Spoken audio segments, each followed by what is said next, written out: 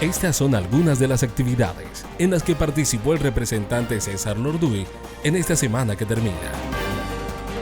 Así rendimos cuentas.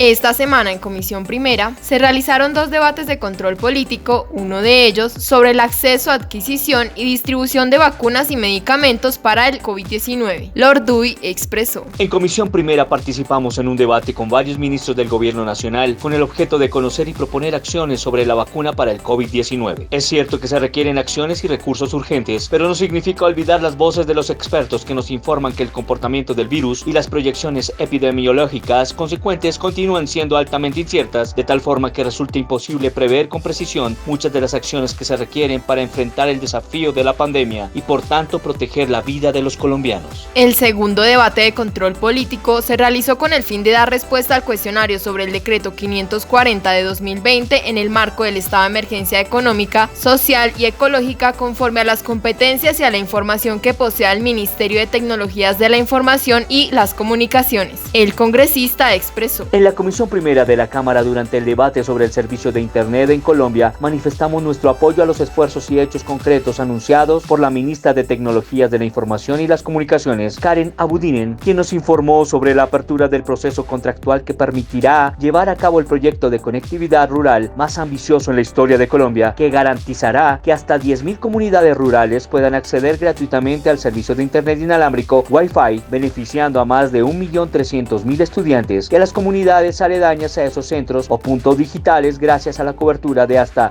7.800 metros cuadrados. Esta semana en la plenaria de la Cámara de Representantes, Lorduy debatió, votó y aprobó varias iniciativas legislativas, entre ellas el proyecto que busca generar oportunidades laborales para los jóvenes en Colombia. Al respecto, Lorduy afirmó: Empleo para jóvenes. Fue difícil, pero lo logramos. Aprobamos en plenaria de Cámara el proyecto de ley que busca generar mayores oportunidades laborales para los jóvenes de este país, creando incentivos tributarios para las empresas que los creen. Es ese el tipo de proyectos que hay que impulsar para cambiar de manera pronta una realidad que nos informa que el 42,4% de los trabajadores en Colombia trabajan por cuenta propia y el 56,4% no son asalariados. Los ingresos de este tipo de trabajadores y sus dependientes necesitan de su trabajo diario y esta actividad se ha visto repentina y sorprendentemente restringida por las medidas necesarias del confinamiento para controlar el escalamiento de la pandemia. Adicionalmente, estos hogares son vulnerables al no contar con mecanismos para reemplazar los ingresos que dejarán de percibir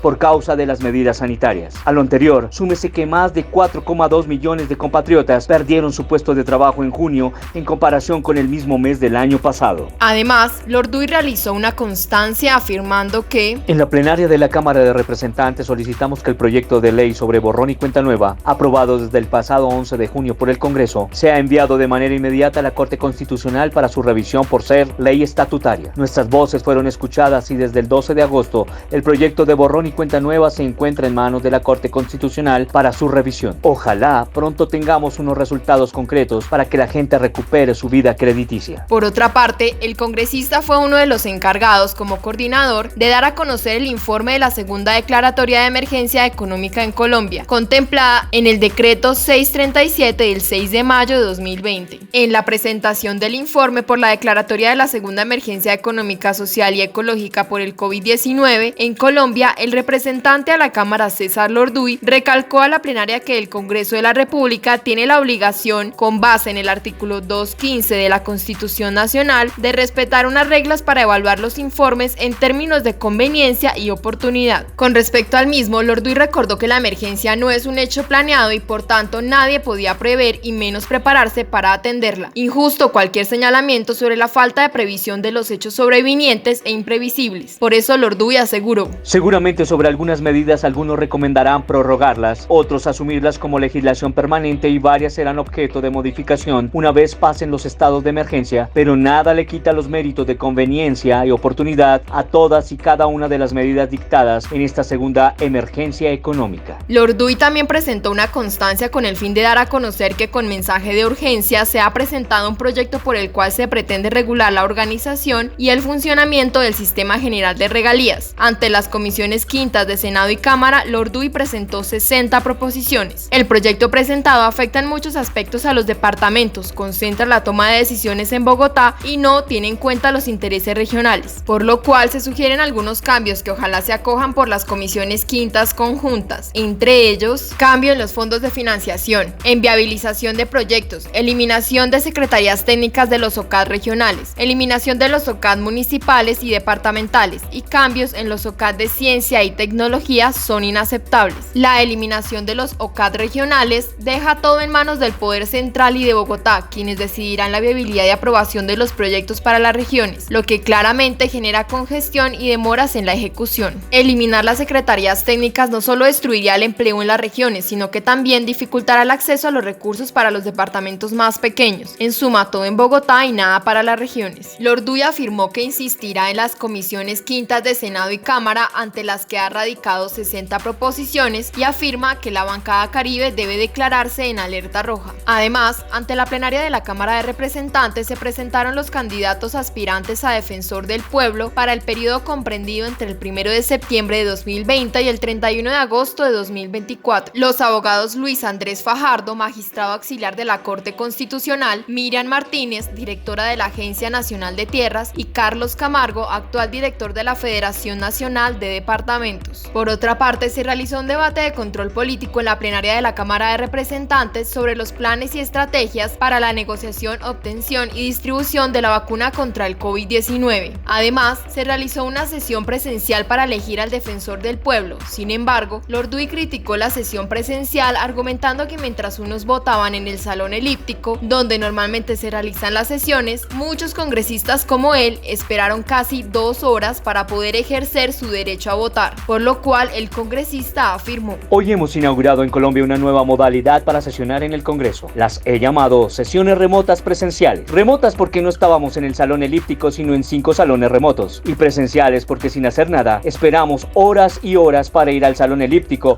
y simplemente votar. Finalmente fue elegido como defensor del pueblo el abogado Carlos Camargo. Lorduy expresó al respecto: Un caribeño con toda la formación y experiencia llega a la Defensoría del Pueblo. Carlos Camargo será prenda de garantía para que los derechos humanos de unos y de otros tengan la protección que se merecen. Ahí estaremos. No olvides seguir al representante en sus redes sociales.